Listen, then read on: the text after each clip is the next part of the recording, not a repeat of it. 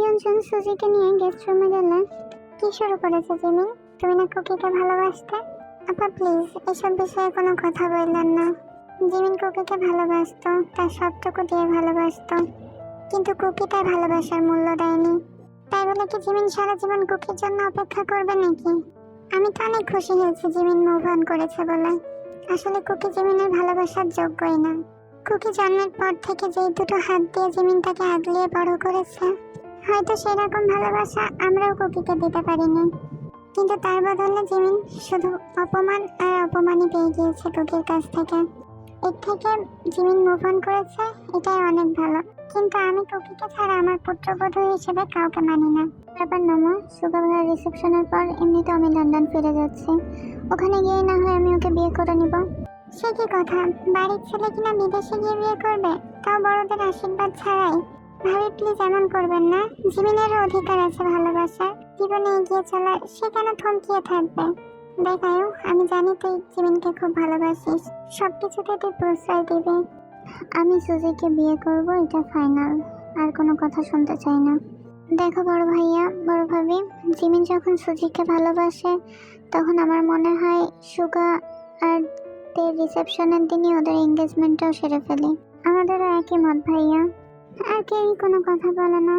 Decision হয় তে আর sugar রিসেপশনের দিন জিমিন আর সুজির এঙ্গেজমেন্ট হবে।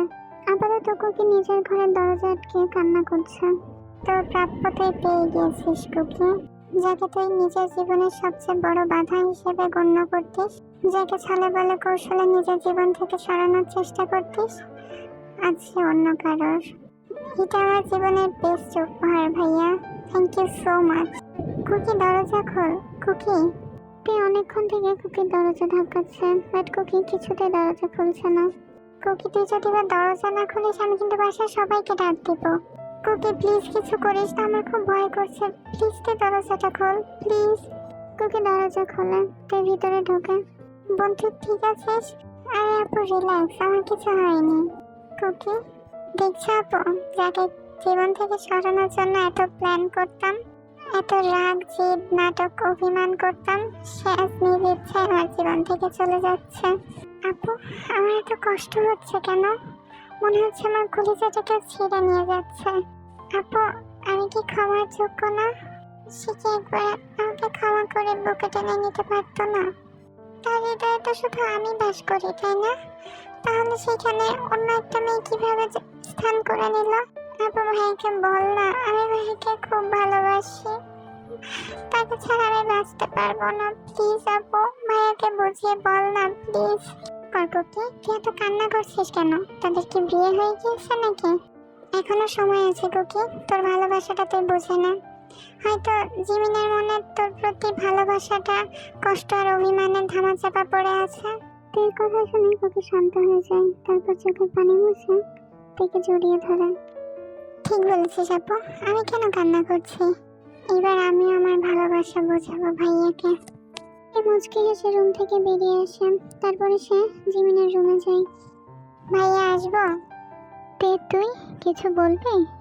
ভাইয়া তুমি এটা কেন করলে? দেখতে আমি এই বিষয়ে কোনো কথা বলতে চাচ্ছি না। ভাইয়া তুমি কুকির কথা একবারও চিন্তা করলে না? তুই যদি অন্য কোনো বিষয়ে কথা বলতে চাস বলতে পারিস, এই বিষয়ে আমি কথা বলতে চাচ্ছি না। কাজটা ঠিক করছো না কিন্তু তুমি। ঠিক ভুল সেটা সময় হলেই বুঝতে পারবি। তারপর তে রুম থেকে বেরিয়ে আসে।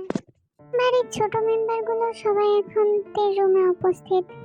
জিমিন ভাই অন্য কাউকে বিয়ে করবে মানে আমাদের যা একটা অন্য মেয়ে হবে, ইভেন আমাদের ভাবিও একটা অন্য মেয়ে হবে, আমি জাস্ট মানতে পারছি না।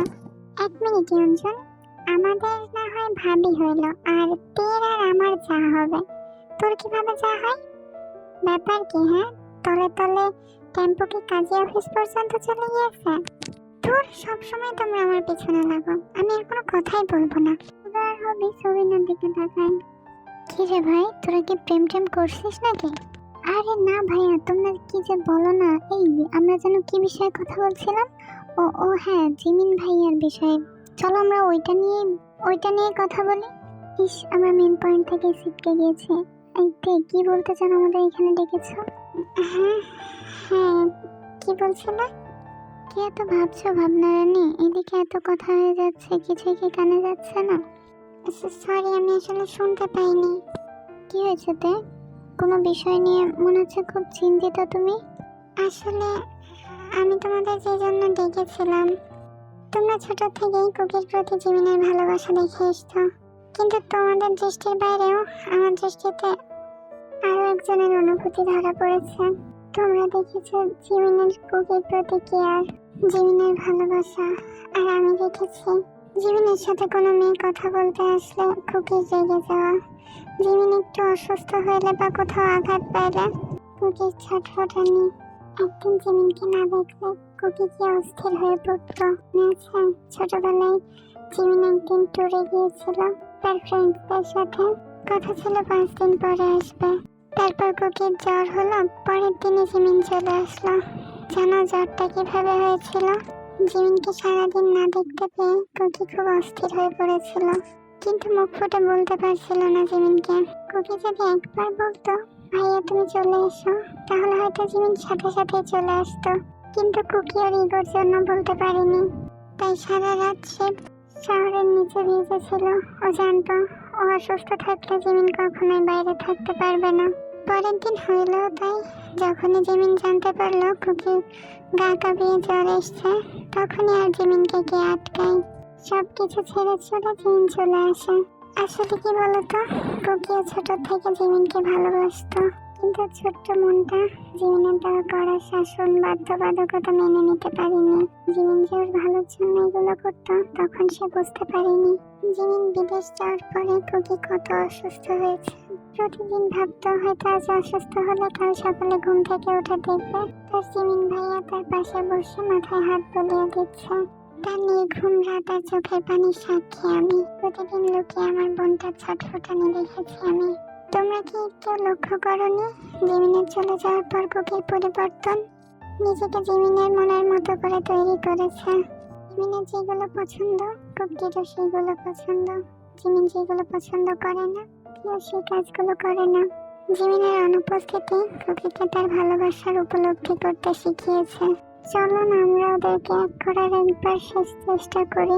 বিশ্বাস করো, জিমিন অন্য কারো হয়ে গেলে কুকি বাঁচতে পারবে না। এত কিছু হয়েছে তুই আমাদের বলিসনি কেন? কুকি নিষেধ করেছিল। ওই পিচ্ছি মেয়ে নিষেধ করলে তুই ওর নিষেধ শুনবি? আরে তোমরা হাইপার হও না। এখন আমাদের মিশন হচ্ছে সুজিকে সুজির প্যাকেট হাতে ধরিয়ে বাসায় পাঠানো। আইসে আমাদের যা হইতে। আমাদের 3 জনের যা হওয়ার একমাত্র অধিকার কুকির আছে। সুবিন ভাই, এবার তুই স্বীকার করেই ফেল, ইয়ঞ্জনের বাচ্চা তোর পেটের মধ্যে কিছু থাকে না। যা আবার ভুলে বলে ফেলেছি। এত দুঃখ কষ্টের মধ্যেও সবাই ইয়ঞ্জনা সুবিনের কাণ্ড দেখে হেসে ফেলে।